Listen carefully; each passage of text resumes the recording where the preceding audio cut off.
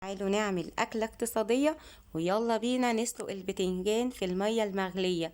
أيوة، هنسلق البتنجان، لا هتقليه ولا هتحمريه ولا بزيت كتير، هتعمليه بطريقة لذيذة ومغذية وصحية من غير ما نستهلك أي زيت خالص. هنعمل غدوة أو عشوة سهلة وبسيطة واقتصادية جدا، وطعمها بقى إيه مش عايزة أقول لكم، ولا أحلى ولا أجمل من كده. الكل هيتجنن عليها، طعمها لذيذ لذيذة، تنفع غدوة أو عشوة أو حتى فطار. يلا بينا بقى، بس قبل ما نبدأ ما تنسيش تحطي اللايك وتعملي اشتراك لو لسه ما اشتركتيش، وتفعلي الجرس على الكل علشان يوصلك كل جديد. يلا نبدأ بسم الله. أول حاجة معايا بتنجانتين رومي زي ما انتوا شايفين، حجمهم وسط. هعمل ايه بقى؟ زي ما هما كده هغسلهم كويس جدا، وهروح حطاهم في مية مغلية. لازم المية تكون مغلية، ما ينفعش تحطي المية تكون ساقعة وتحطي البتنجان وتبدأي تسلقي البتنجان. لازم المية تبقى مغلية وتسقطي فيها البتنجان. هسيب البتنجان بتاعي بقى يستوي براحته، بس مش عايزاه يستوي قوي، 3/4 سوا. هغطي واسيبه حوالي من 10 ل 15 دقيقة. تعالوا بقى نجهز لباقي الوصفة عقبال ما البتنجان يستوي. بصوا الخضار بتاعي سهل جدا وموجود في كل بيت: بصلتين وسط، واربع طماطمات، وفلفلتين رومي، وفلفل حار لو انت حابه سبايسي. هقطع البصل بتاعي زي ما انتوا شايفين كده طرنشات، والطرنشات تكون رفيعة شوية. ممكن كمان تقطعيه مكعبات، مفيش مشكلة، بس المكعبات هتبقى كبيرة شوية. ده بقى البصل بتاعي جهزناه وحطيناه في طبق كده، هنشيله على جنب. نقطع بقى بقية الخضار بتاعنا. الفلفل الرومي معايا حبتين من الفلفل الرومي البارد، هقطعهم مكعبات، بس المكعبات تبقى كبيرة شوية كده. تمام، قطعناه. وبعد كده هقطع الطماطم برضو مكعبات، لا كبيرة ولا صغيرة. عندي 4 طماطمات علشان خاطر انا بحب الطماطم كتير. ممكن لو انتي تستكفي بطماطمتين بس، لو انتي مش حابة الطماطم تبقى كتير معاكي، بس الطماطم هتعزز الأكلة بتاعتنا دي طعمها، وهتخلي طعمها حلو جدا. خضار سهل وموجود عندنا في كل بيت: البصل والطماطم والفلفل. كده بقى انا سلقت البتنجان بتاعي زي ما انتوا شايفين. البتنجان لما بيتسلق الجلد بتاعه بيكش كده ويكرمش. هبدأ بقى اقشر البتنجان بتاعي زي ما انتوا شايفين بقى، بيتقشر بمنتهى السهولة. القشرة هتطلع معاكي هوا، سواء بالسكينة او بايديكي. بصوا مفيش اسهل من كده، تاخدش مجهود خالص، هتلاقيها طالعة معاكي كده ايه. لو بتعمليها بالسكينة في منتهى السهولة، بس حاولي لو انتي بتقشريه زي كده بالسكينة ما تاخديش ايه اللحم بتاع البتنجان. يعني قشري بس القشرة اللي هي ايه الرقيقة دي، سهلة خالص، مفيش ثواني واتقشرت معايا وبقت زي الفل. زي ما انتوا شايفين بقى البتنجان مستوي من جوه ازاي، اللحم بتاعه ابيض وزي الفل.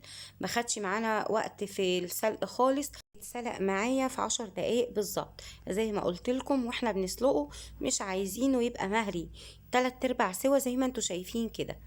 بقطع البتنجانية بقى بتاعتي مكعبات، طبعا انا ماسكاها وهي كانت سخنة جدا، وهنزلها في الطبق. وابدأ برضو اقشر البتنجانية التانية بايدي بقى. انا وريتكم بالسكينة وبايدي اهو، سهلة والقشرة بتطلع بمنتهى السهولة.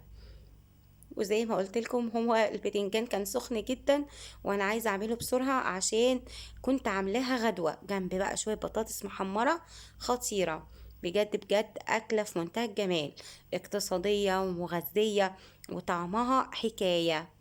كده جهزنا بقى البتنجانتين بتوعنا، هقطعهم كده بالسكينة. ولو حابة بقى تهرسيهم بالشوكة مفيش مشكلة، بس انا حبيت ان ايه وانتي بتاكلي كده تحسي بطعم البتنجان معانا، ما يبقاش مهري قوي كده بالشوكة. كده تمام، جهزنا البتنجانتين. تعالوا بقى نشوف هنعمل ايه. طاسة على النار هنزل فيها بمعلقة واحدة بس من الزيت، معلقة واحدة بس.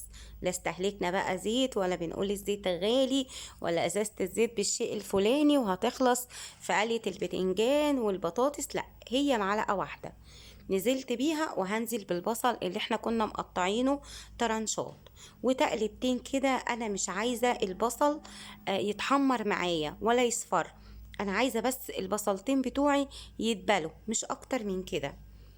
زي ما انتوا شايفين بقى كده. بس كده زي الفل. مش هزود عليهم التسوية اكتر من كده، انا مش عايزاه ياخد لون خالص. هنزل بقى ب3 فصوص من الثوم المهروسين واقلب بقى. ومش عايزه اقولك المرحله دي بجد، لا لا الموضوع كبير، كانت الريحه في منتهى الجمال. هنزل بقى كمان بالفلفل الرومي اللي احنا مقطعينه مكعبات، واقلب بقى. برضو مش عايزه الفلفل بتاعي يدبل، انا عايزاه بس ياخد ايه، تشويحه كده شويه مع البصل والثوم، ياخدوا كده ايه من طعم بعض. هنزل بقى بعد كده بالطماطم اللي احنا مقطعها مكعبات، وهأديها كده تقلبتين. دول كانوا 4 حبات من الطماطم.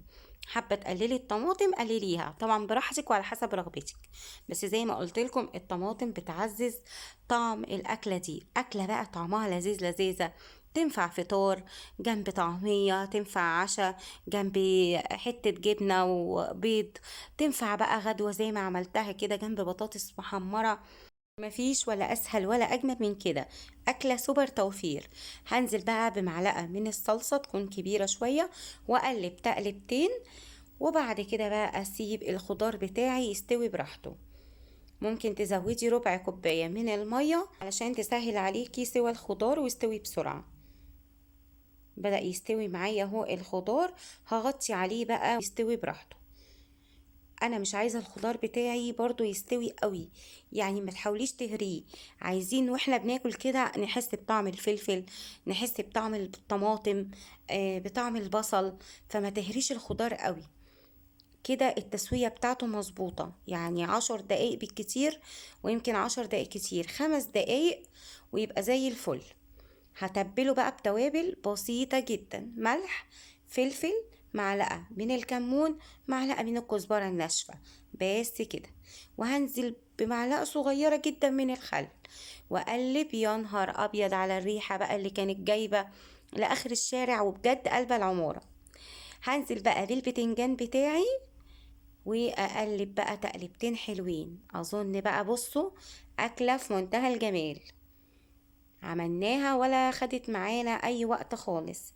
في اكلات كتيرة جدا احلى من اللحوم، زي الاكلة بتاعتنا النهاردة دي. طبق كله فيتامينات ومغذي جدا، ينفع للدايت، ينفع لمرضى السكر، ينفع للناس النباتية اللي ملهاش في اللحوم. قولي بقى مسقعة، قولي خضار، كله شغال. المهم انها اكلة اقتصادية وموفرة وطعمها يجنن بجد. البتنجان بقى خد دقيقتين على النار مع الخضار لحد كده ما اخدوا من طعم بعض، وكده تمام بقت جاهزة على التقديم. شايفين بقى الجمال، شايفين الحلاوة، جنب بقى شوية بطاطس محمرة، جنب حبة مكرونة. أكلة سهلة ما خدتش معانا وقت خالص، تك تك تك كنا عاملينها. كمان بقى رشيت عودين كده من الكزبرة الخضراء، زيزت بقى الطعم بتاع الأكلة وخلت التست بتاعها عالي كده، وحاجة كده في منتهى الجمال واللذيذة. ولا استهلكنا زيت، ولا حمرنا، ولا قلينا، ولا الكلام ده خالص. ده بقى حبيت اشارككم بقى، جبت رغيف عيش بلدي وبدأت بقى اغمز وادوق، ما كنتش بصراحة قادرة اقاوم. جربوها هتعجبكم جدا، وما تنسوش تدعوا لاختكم بيبو دعوة حلوة من قلبكم. وشكرا على كل الكومنتات الحلوة. وما تنسيش بقى لو لسه ما حطيتيش لايك، حطي لايك، واستنوني في وصفة جديدة. والسلام عليكم.